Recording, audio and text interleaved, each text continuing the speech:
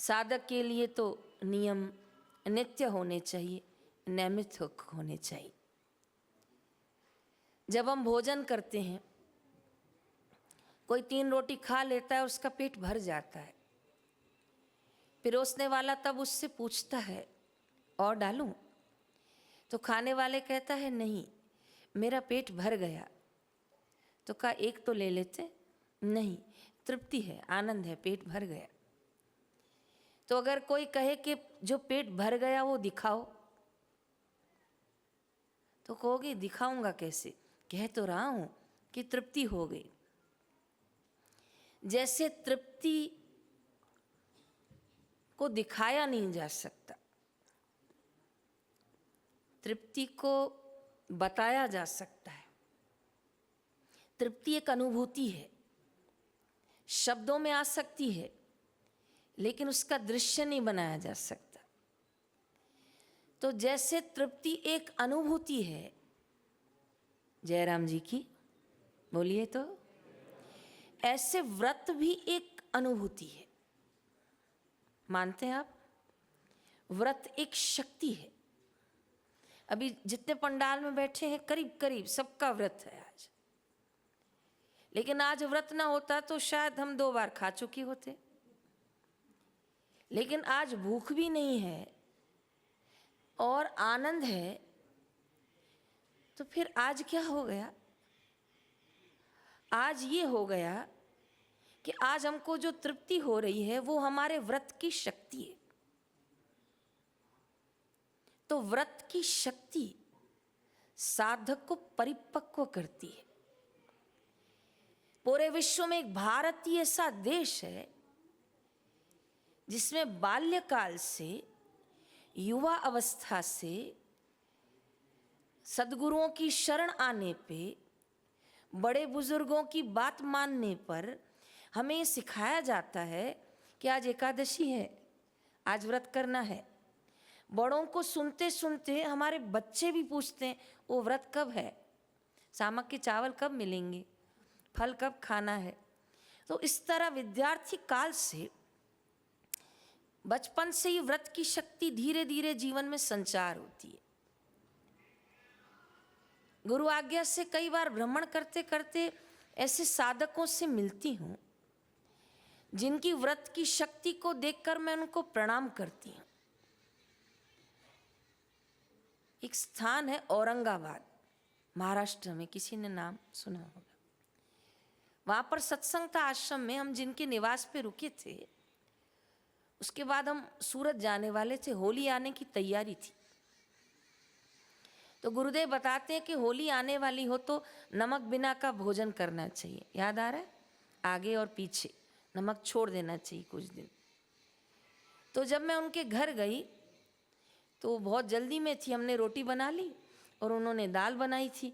मैंने कहा बस यही दाल मुझे दे दीजिए, मैं रोटी के साथ ले लूँगी। तो जब मैं खाने बैठी तो दाल बिल्कुल फीकी। मैंने कहा तो बिल्कुल फीका है? तो कहा बहन जी, ना तो इसमें नमक है ना तो इसमें मिर्च है। तो मैंने कहा क्यों?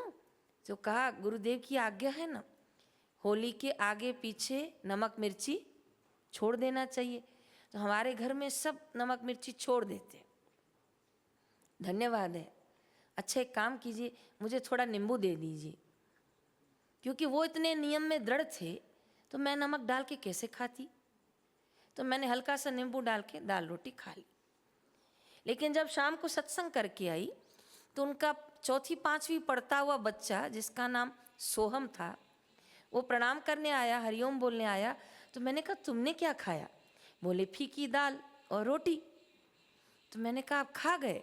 तो कहा हाँ खा जाते हैं, हमें पता है, हमारे घर में होली के आगे पीछे नमक मिर्ची बंद हो जाता है। मैंने कहा तो बहुत अच्छी बात है, तुम भी वही खाते हो, ऊपर से नमक मिर्ची नहीं डालते हो? नहीं डालते हैं, हमारे घर में ऊपर से नमक मिर्ची नहीं डलता। तो मैंने देखा वो घर के 4 सदस्य तो खा रहे थे, पर वो 4वीं पढ़ता हुआ बच्चा सोहम, वो भी नमक मिर्च के बिना भोजन किया। और मैंने देखा कि उसको यहाँ चोटी थी शस्त्रसार पे। तो मैंने कहा चोटी क्यों रखी है, तुम ब्राह्मण हो क्या? नहीं ब्राह्मण नहीं हूँ, पिताजी ने कहा है, बापू ने बोला है ये एंटीना है। तो इससे ज्ञान जल्दी प्राप्त होता है, इसलिए पिताजी ने मुझे चोटी लगा के रखी है। तो मैंने कहा तुमको स्कूल में कुछ बोलते नहीं है? तो कहा हाँ स्कूल में बोलते हैं ना, पंडित जी आए, ब्राह्मण आया, ऐसे बोलते हैं। तो तुम्हें बुरा नहीं लगता? नहीं बुरा नहीं लगता। वो जैसे बोलते हैं ब्राह्मण आया, पंडित आया, तो मैं बोलता हूँ खुश रहो आशीर्वाद। मैं सबको आशीर्वाद दे देता हूँ। चौथी पांचवी पढ़ते हुए बच्चे से जब मैंने बात की तो पता चला उसके माता पिता, उसके दादा दादी और उसके घर के संस्कार बापूजी के संस्कारों में, बापूजी के सत्संग में रंग गए हैं। और ऐसी व्रत की शक्ति उनके जीवन में आ गई थी कि पूरा परिवार आनंद में उन व्रतों को पाल रहा था। अब एक छोटी बात जोड़ना चाहूंगी। प्रश्न आता है क्या जो नमक नहीं खाएगा क्या उसको ईश्वर प्राप्ति हो जाएगी? कोई 4 महीने चावल छोड़ देगा उसको ईश्वर प्राप्ति हो जाएगी? नहीं, उल्टी बातों को मत मोड़ो। नमक छोड़ने से ईश्वर प्राप्ति होगी कि नहीं मैं कुछ नहीं कह रही हूं। चावल नहीं खाने से ईश्वर प्राप्ति होगी कि नहीं मैं नहीं कह रही हूं। लेकिन मैं गुरुद्वार से, गुरु चरणों में बैठ के इतना कह रही हूं कि व्रत की शक्ति हमारी छुपी हुई शक्तियों को विकसित करेगी। जब हम कोई वस्तु प्रिय छोड़ देते हैं, जब हम अपनी जीवा के स्वाद को अंकुश लगाते हैं, तो जो हमारे जीवन में शक्ति का संचार होता है वो हमारी छुपी हुई शक्तियों को विकसित करता है। अगर उदाहरण मुझसे मांगा जाए तो मैं सर्वप्रथम उदाहरण भीष्म पितामह का दूंगी। कल भीष्म पांचक व्रत लोग कोई संतान के लिए करते हैं, कोई संतान प्राप्ति के लिए करते हैं, कोई ब्रह्मचार्य के लिए करते हैं, कोई आरोग्य के लिए करते हैं। इस तरह भीष्म पांचक व्रत जो किए जाते हैं, सूर्य की उपासना की जाती है मंत्रोच्चारण के साथ, तो उन्हें मनचाहा वर मिलता है।